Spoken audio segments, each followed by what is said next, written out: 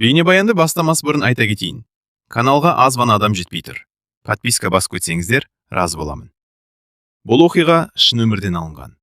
Жүрегіңізді тебірентетін, ойландыратын шынайы әңгімелерді осы видеодан тамашалаңыз. Айгүл 52 жасқа толғанына көп бола қоймаған. Таңғы салқын ауада ауылдың шағын көшесімен баяу жүріп келе жатты. Көктемнің бас еді. Жердің иісі ерекше аңқып тұр. Ауылдың үстінен баяу көтерілген күннің жарығы үйлердің ақ қабырғасына түсіп, бәрін біртүрлі тыныш, бірақ жылы күйге бөлеп тұрғандай. Айгүлдің өмірі осы ауылда өткен, бірақ оның өмірі басқалар күнде болмады. Құрбылары әлдеқашан немере сүйіп жүргенде, ол әлі жалғыз еді. Біреулер таңдап жүріп қалды десе, енді біреулер тағдыр солай болды дейтін. Айгүл ондай сөздерге бұрыннан үйренген. Сол күні ол әдеттегідей дүкенге қарай бара жатқан. Бірақ ішіндегі бір жаңалықты өзі де толық түсініп үлгермегендей. Кеше кешкісін болған әңгіме оның ойын қайта-қайта мазалай берді. Кеше кешке Айгүлдің үйіне ауылдың шет жағында тұратын Ермек келген. Ермек те жас емес, 56 жаста.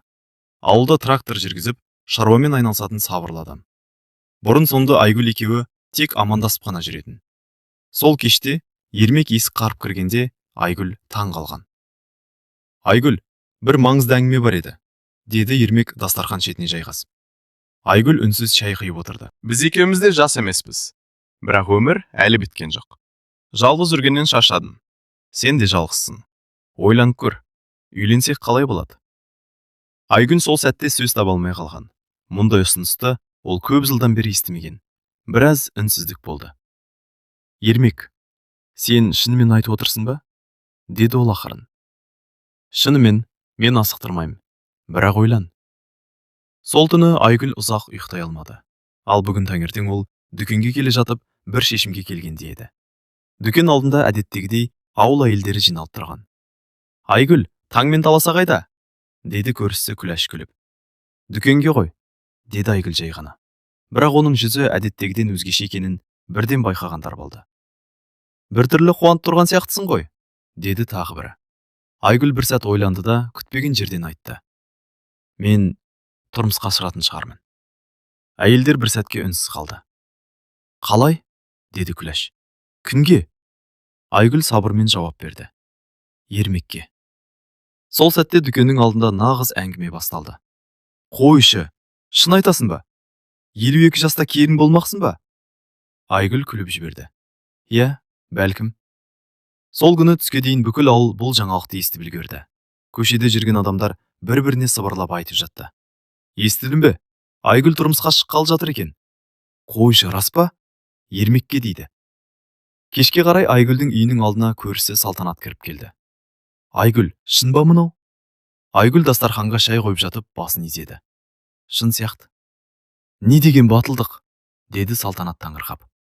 Айгүл бір сәт терезеден сыртқа қарады. Ауыл тыныш еді. Күн батып бара жатқан. Білесің бе? Деді ол жай ғана. Мен өмір бойы бір нәрседен қорқып жүрдім. Кеш болып кетті деп. Ендеше? Айгүл күлімсіреп қойды. Енді ойлаймын. Кейде өмір дәл кеш сияқты көрінген кезде ғана басталатын шығар. Сол сәтте есік тағы қағылды. Айгүл есікті ашқанда табалдықта Ермек тұр еді. Сәлем Айгүл. Ойланып көрдің де? Айгүл бір сәт үнсіз қарап тұрды да жай ғана айтты. Иә, ойланып көрдім. Жауабың қандай? Айгүлдің жүзінде тыныш, сенімді күлкі пайда болды. Кел, үйге кір. Шайды бірге ішіп отырып сөйлесейік. Ермек ішке кірді. Ал дәл сол сәтте ауылдың бірнеше жерінде тағы бір әңгіме басталып жатқан еді. Айгүл шынымен тұрмысқа шығатын болды. Бірақ бұл жаңалықтың ауылда қандай оқиғаларға себеп болатынын әзірше ешкім білмейтін. Келесі күні таң атпай-ақ ауылда тағы да бір әңгіме қызды. Кеше-кешке тараған жаңалық түн ішінде тіпті үлкейіп, әркім әртүрлі етіп айтып жүрген. Айгүл 52-те тұрмысқа шығады екен. Ермек өзі барып айтты дейді. Тіпті той жасаймыз деп жатыр екен. Ауылдың шағын дүкені әдеттегіден ерте ашылды. Бірақ адамдардың көбі нан алуға емес, жаңалық естуге келгендей. Күләш пен Зәмзәгүл сөренің жанында сыбырласып тұр. Сен рас деп ойлайсың ба? Деді Зәмзәгүл. Қалай рас болмасын? Кеше өзі айтты ғой, деді Күләш. Бірақ 52 жаста келін болу деген қызық екен. Дәл сол сәтте дүкеннің есігі ашылып, Айгүл кіріп келді. Әйелдер бірден тынышталып қалды. Айгүл олардың бәрін көріп, жай ғана күлімсіреді. Қыздар, неге үндемей қалдыңдар? Күләш күліп жіберді. Біз сен туралы айтып бередік. Білем, деді Айгүл сабырмен. Рас па өзі? Деді Зәмзәгүл тура сұрап. Айгүл нан алып жатып жауап берді. Рас. Дүкеннің ішінде тағы да бір сәттік тыныштық орнады. Сонда шынымен ермекке ме? Деді Күләш. Иә. Қашан? Айгүл иығын қиқаң еткізді. Әлі нақты сөйлескен жоқпыз. Дүкенші әйел де әңгімеге араласты. Айгүл, сен батыл екенсің. Басқа біреу болса ұялар еді. Айгүл күліп қойды. Ұялатында ештеңе жоқ қой. Екеуміз де жалғыз бастымыз. Сол кезде сырттан екі ер адам кіріп келді. Олар да әңгіменің не жайлы екенін бірден түсінді. Ей, Айгүл, біз де естідік, деді олардың бірі күліп. Енді тойға шақырасың ба? Айгүл де әзілге салды. Шақырам, егер той болса. Дүкенші күлкіге толды. Ал ауылдың екінші шетінде Ермек қорада жүреді. Оның көршісі Нұрлан қоршаудан асып, «Ей, Ермек!» деп дауыстады. Не болды? Сен ауылды шулатып жіберіпсің ғой. Ермек күліп қойды. Немен? Айгүлге үйленем депсің дейді. Ермек күректі жерге тіреп тұрып қалды. Иә, айттым. Сонда шынымен де? Шынымен. Нұрлан басын шайқады. Қызық екен, бірақ дұрыс та шығар. Жалғыз жүрген қиын. Ермек ауыр күрсінді. Солай ғой. Біраз үнсіздік болды. Ал Айгүл не деді? Деп сұрады Нұрлан. Ермек күлімсіреп қойды. Әзірге жоқ демеді. Түстен кейін Айгүлдің үйіне тағы қонақ келді. Бұл жолы оның еске құрбысы Бақытгүл. Ол есіктен кіре сала. Ей, сен ауылдың басты жаңалығына айналып кетіпсің, деді күліп. Айгүл шай құйып жатып. Сонша не болды? Бәрі айтып жүр. Біреу батыл әйел дейді, біреу кеш емес пе дейді. Айгүл иығын көтерді. Адамдар әрқашан айтады. Бақытгүл бір сәт үнсіз отырды да ақырын сұрады. Ал сен өзің қорықпайсың ба? Айгүл терезеге қарап қалды. Білесің бе, мен бұрын қорқатынмын. Енді кеш шығар деп. Ал қазірше? Айгүл баяу жауап берді. Қазір өмірді бос өткізіп алмаудан қорқамын. Бақытгүл басын изеді. Дұрыс айтасың. Сол кезде сырттан тағы да бір таныс дауыс естілді. Айгүл, үйдесің бе? Айгүл есікке қарай бұрылды. Бұл Ермек еді. Айгүл есікті ашты. Кір, Ермек. Ермек үйге кіріп, аздап қысылғандай отырды. Айгүл, кеше айтқан сөзіңді қайталап сұрайын деп келдім. Үй іші тынышталып қалды. Бақытгүл де қызға қарап отыр. Ермекті келей сұрады. Сен келісесің бе? Айгүл бір сәт ойланып отырды. Сосын жай ғана айтты. Келсем. Ермек бірден күлімсіреп кетті. Онда келесі қадамды ойлайық. Бақытгүл қолын шапалақтап жіберді. Ей, онда шынымен той болады ғой. Айгүл де күліп жіберді. Бірақ дәл сол кезде ауылдың басқа бір үйінде бұл жаңалық біреуге мүлде ұнамай отырған еді. Айгүл мен Ермектің келісімге келген жайлы жаңалық ауылға кешке дейін түгел тарады. Кеше ғана сыбыр болған әңгіме бүгін анық хабарға айналды. Рас екен, Айгүл келісіпті. Енді той болады дейді. Ауылдың адамдары әртүрлі пікір айтып жатты. Біреулер қуанды, біреулер таң қалды, ал кейбіреулер күмәнмен қарады. Сол күні кешке Ермектің үйіне оның туған қарындасы Гүлмира келді. Ол басқа ауылда тұратын, бірақ жаңалықты ести сала бірден жеткен. Ермек аулада шөп тасып жүреді. Аға, деді Гүлмира қақпадан кіре сала. О, келдің бе? Деді Ермек таңырқап. Келмегенде ше, ауылда не әңгіме болып жатқанын білесің бе? Ермек сабырлы тұрды. Білемін. Сонда рас па? Деді Гүлмира тура қарап. Рас. Гүлмира бірден ренжігендей болды. Аға, сен не істеп жүрсің? 52 жастағы әйелге үйленбексің бе? Ермек қабағын сәл түйді. Ол әйелдің жасы емес, өзі маңызды. Бірақ ауыл не дейді? Адамдар күреді ғой. Ермек күректі жерге қойды. Мен адамдар үшін емес, өз өмірім үшін өмір сүріп жүрмін. Гүлмира үндемей қалды. Бірақ оның көңілі толмағаны көрініп тұрды. Сен ойланып көрдің бе? Деді ол тағы. Ойланып көрдім. Ал оның мінезін білесің бе? Ермек жай ғана айтты. Білетінім, ол жақсы адам. Гүлмира ауыр күрсінді. Аға, мен сенің бақытты болғаныңды қалаймын. Бірақ бұл бір түрлі көрінеді. Ермек жай ғана жымиды. Бір түрлі көрінсе де, дұрыс болуы мүмкін. Сол уақытта Айгүлдің үйінде де әңгіме қызу жүріп жатқан. Көршілері тағы жиналып қойған. Күләш, Салтанат және тағы екі әйел шай ішіп отыр. Айгүл, сен дайынсың ба өзі? Деді Күләш. Неге? Ермектің туыстары қарсы болуы мүмкін ғой. Айгүл сабырлы жауап берді. Қарсы болса сөйлесерміз. Салтанат басын шайқады. Ауылда бәрі оңай емес. Айгүл күліп қойды. Өмірдің өзі оңай емес қой. Сол кезде есік қағылды. Айгүл есікті ашқанда сыртта бір әйел тұр екен. Бұл Ермектің қарындасы Гүлмира. Ол ішке кіріп қысқа амандасты. Сәлеметсіздер ме? Үй ішіндегі адамдар бірден тынышталып қалды. Айгүл оны төреге шақырды. Келіңіз, отырыңыз. Гүлмира отырды, бірақ жүзінен салқындық байқалып тұрды. Айгүл, мен тура сөйлеймін, деді ол. Айта беріңіз. Сіз шынымен менің ағама тұрмысқа шықпақсыз ба? Айгүл сабырмен жауап берді. Иә. Неге? Үй ішіндегі әйелдер бір-біріне қарап қалды. Айгүл ойланып барып жауап берді. Өйткені біз екеуміз де жалғызбыз. Бір-бірімізді сыйлаймыз. Гүлмира бірден. Бірақ сіздің жасыңыз... Айгүл сөзін бөліп жібермей, тыныш тыңдап отырды. Ауыл адамдар не дейді деп ойламайсыз ба? Айгүл жай ғана күлімсіреді. Ауыл адамдары әрқашан бірдеңе айтады. Үй іші үнсіз қалды. Біраздан кейін Айгүл тағы айтты. Менің жасым 52-де, бұл рас. Бірақ өмірім біткен жоқ. Гүлмира оған біраз қарап отырды. Сіз өзіңізге сенімді екенсіз. Сенімді болмасам, бұл қадамға бармас едім. Сол кезде сырттан тағы бір дауыс естілді. Айгүл! Бұл Ермек еді. Ол үйге кіріп, бәріне қарап шықты. Гүлмира, сен мұнда екенсің ғой? Гүлмира орнынан тұрды. Иә, мен сөйлесуге келдім. Ермек оның не айтқанын бірден түсінді. Айгүлге ауыр сөз айтпадың ба? Гүлмира басын шайқады. Жоқ, тек сұрадым. Ермек Айгүлге қарап. Ренжіткен жоқ па? Айгүл күліп қойды. Жоқ. Үйде отырған әйелдер де сәл жеңілдеп қалды. Гүлмира бір сәт ойланып тұрды да, ақырын айтты. Мүмкін, мен асығыс пікір айтқан шығармын. Ермек иығына қолын қойды. Бәрі уақытпен түсінікті болады.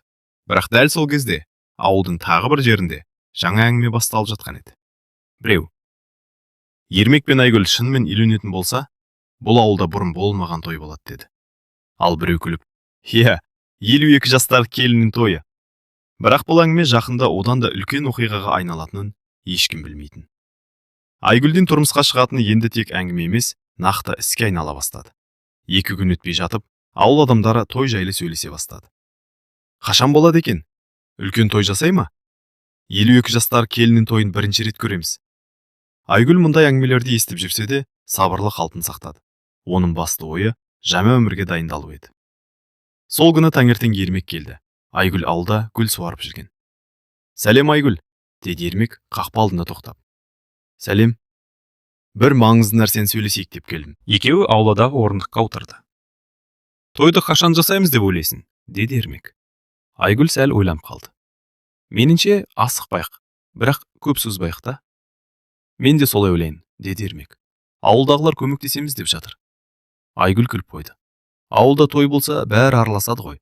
Сол кезде көрші Күләш қоршаудың ар жағынан басын шығарып. Әй, мен де араласамын, деді. Екеуі бірден күліп жіберді. Күләш апай, сіз онсыз да араласып жүрсіз ғой, деді Айгүл. Әрине, мен келіннің көйлегін таңдауға көмектесемін. Ермек таңырқап. Келіннің көйлегі? Күләш мақтанышпен. Иә, келін болса көйлегі де болуы керек. Айгүл сәл ұялып күліп қойды. Мен бұрын келін боламын деп ойламаппын. Түстен кейін Айгүл мен Күләш аудан орталығына баруға дайындалды. Неге? Деп сұрады Ермек. Көйлек көруге, деді Күләш. Сонда расымен келін көйлегін аласың ба? Деді Ермек күліп. Айгүл иығын көтерді. Неге алмаймын? Күләш қолын сермеп. Әр келін әдемі болуы керек. Ермек күліп.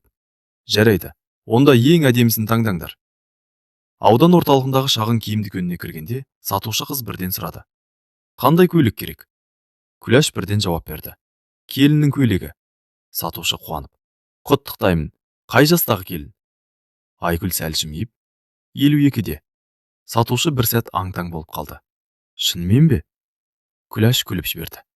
Иә, біздің ауылдың ең ерекше келіні болады. Сатушы да күліп. Онда ең әдемі көйлектерді көрсетейін. Айгүл бірнеше көйлекті киіп көрді. Күләш әрқайсысын қарап. Мынау жақсы. Жоқ, мынау одан да жақсы. Ақыры бір қарапайым, бірақ әдемі ақ көйлекке тоқтады. Айгүл айна алдында тұрып қалды. Күләш оны қарап. Қараш, қандай әдемі. Айгүлдің өзі де сәл таңырқап тұрды. Шынымен келін болатын сияқтымын. Кешке олар ауылға қайтып келгенде бір қызық жағдай болды. Күләштің қолындағы пакеттен көйлектің бір шеті көрініп қалған. Көшеде отырған екі әйел оны байқап. Әй, бұл не? Келіннің көйлегі ғой. Кімнің? Күләш мақтанып. Айгүлдің. Екі әйел бірден таңырқап. Қойшы, шын ба? Сол сәтте тағы бірнеше адам жиналып қалды. Айгүл сәл қысылып. Әй, бәріне көрсетпеңіздерші. Бірақ ауылда құпия сақтау қиын еді. Сол кештің өзінде тағы бір әңгіме тарады. Айгүл келіннің көйлегін алыпты.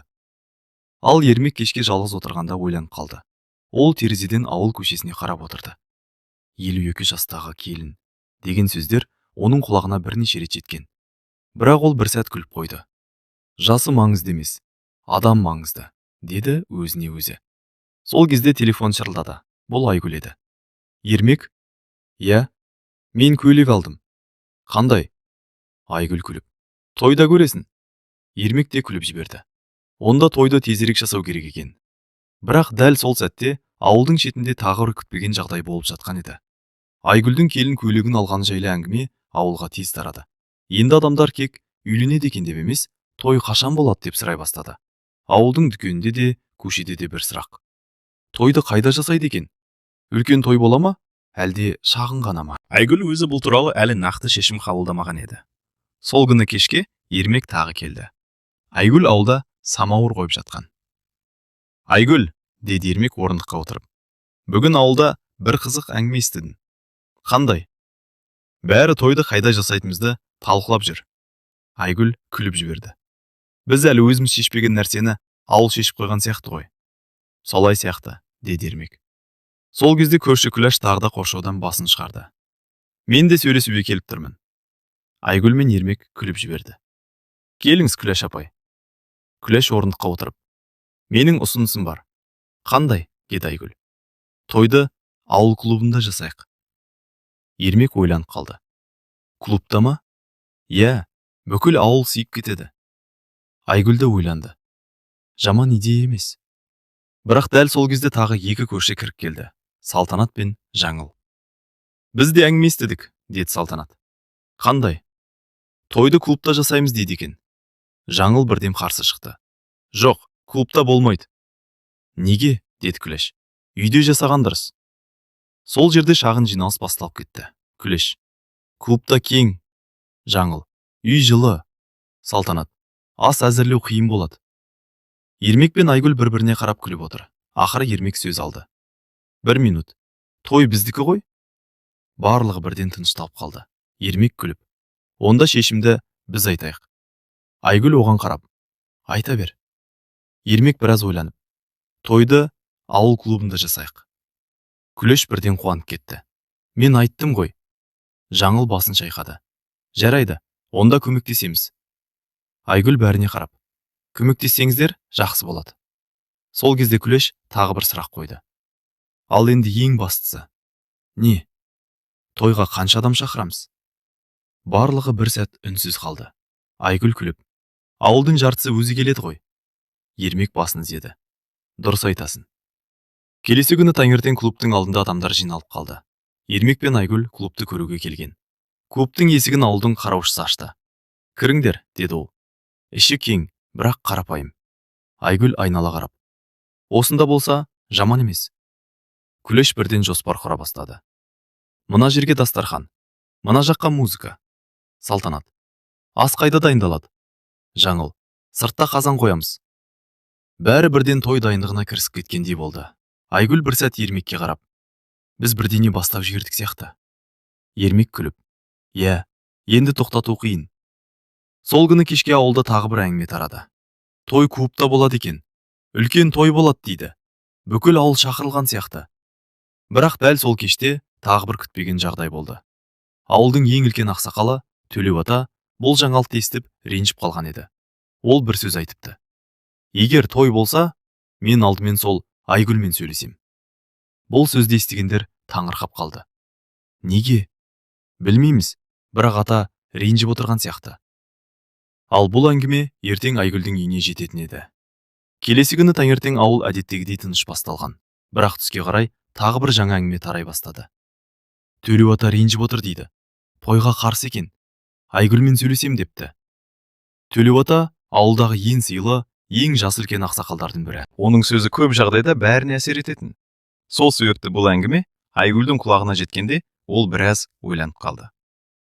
Түстен кейін Айгүл аулада жүреді. Кенет қақпаның сыртынан таяқтың тықылы естілді. Айгүл есікке қарады. Қақпадан Төлеу ата кіріп келе жатыр екен. Айгүл бірден қарсы шықты. Амансыз ба ата? Аманмын қызым, деді қария баяу. Айгүл оны үйге шақырды. Келіңіз, төрге шығыңыз. Екеуі дастархан басына отырды. Айгүл шай құйып берді. Біраз уақыт үнсіз өтті. Сосын Төлеу ата сөз бастады. Айгүл, мен сен туралы әңгіме естіп жүрмін. Айгүл басын изеді. Естідіңіз ғой ата? Естідім. Қария бір сәт ойланып отырды. Сен шынымен тұрмысқа шықпақсың ба? Иә. Ермекке ме? Иә. Төлеу ата терең күрсінді. Қызым, мен саған жамандық ойламаймын. Бірақ ауылдың өз тәртібі, өз дәстүрі бар. Айгүл тыныш тыңдап отырды. 52 жаста келін болу біздің ауылда бұрын болмаған нәрсе. Айгүл сабырмен жауап берді. Әр нәрсенің алғаш рет болатын кезі бар шығар ата. Қария оның жауабына таңырқай қарады. Сен батыл сөйлейді екенсің. Мен тек шындықты айтып отырмын. Төлеу ата тағы бір сұрақ қойды. Сен бұл қадамға не үшін барып отырсың? Айгүл ойланып қалды. Сосын жай ғана айтты. Жалғыздықтан шаршадым. Үй іші тағы тыныштап қалды. Айгүл сөзін жалғастырды. Мен өмір бойы ешкімге зиян тигізген жоқпын. Енді өз бақытымды табуға тырыссам, ол жаман нәрсе емес шығар. Қария оған ұзақ қарап отырды. Сол кезде сырттан тағы бір дауыс естілді. Айгүл! Бұл Ермек еді. Ол үйге кіріп, Төлеу атаны көріп тоқтап қалды. Ассаламағалейкум ата. Уағалейкумассалам балам. Ермек олардың әңгіме жайлы екенін бірден түсінді. Ата, егер той туралы сөйлесіп отырсаңыз, мен де айтайын. Айта бер. Ермек сабырлы дауыспен айтты. Мен Айгүлді сыйлаймын. Біз бір-бірімізді түсінеміз. Сол үшін үйленгіміз келеді. Төлеу ата біраз үнсіз отырды. Сендер бұл шешімді жақсылап ойладыңдар ма? Иә, деді Ермек. Айгүл де басын изеді. Қария терең күрсінді. Мен сендерді тоқтата алмаймын. Айгүл мен Ермек бір-біріне қарап қалды. Бірақ қария сөзін жалғастырды. Бірақ бір шарт бар. Қандай? Деді Ермек. Егер той жасайтын болсаңдар, ол той бүкіл ауылға үлгі болатындай болу керек. Айгүл таңырқап. Қалай? Төлеу ата күлімсіреп қойды. Адамдар кейін сол той ерекше болды деп айтатындай. Ермек бірден күліп жіберді. Онда біз тырысамыз ата. Қария орнынан тұрды. Жарайды, мен сендерге қарсы емеспін. Айгүл жеңіл демалды. Рахмет ата. Төлеу ата есікке қарай жүріп бара жатып, тағы бір сөз айтты. Бірақ есіңде болсын қызым. Айгүл оған қарады. Бұл той бүкіл ауылдың есінде қалатын той болады. Қария кетіп қалды.